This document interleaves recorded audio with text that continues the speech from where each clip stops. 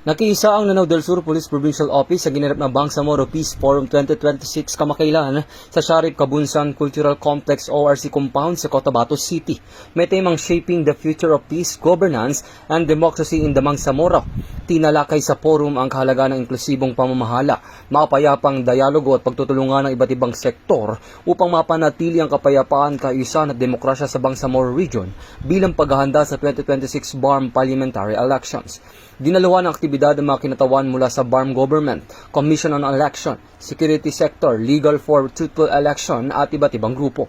Hinikayat ng PNP ang publiko na makiisa sa pagsusulong na mapayapang halalan sa pamamagitan ng pagsunod sa batas at agarang pag-uulat ng anumang kainainalang aktibidad na maaaring makaapekto sa seguridad, komunidad sa pamamagitan ng sama-samang pagkilos ng pamahalaan, security sector, election stakeholders at mamamayan, mas mapagtitibay ang kapayapaan, tiwala at demokrasya sa Bangsamoro.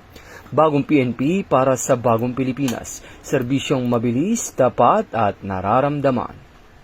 Mula dito sa National Headquarters ng Philippine National Police, ako ang inyong PNN correspondent, Patrolman Edwin Baris, alagad ng batas, tagataguyod ng Balitang Pulis.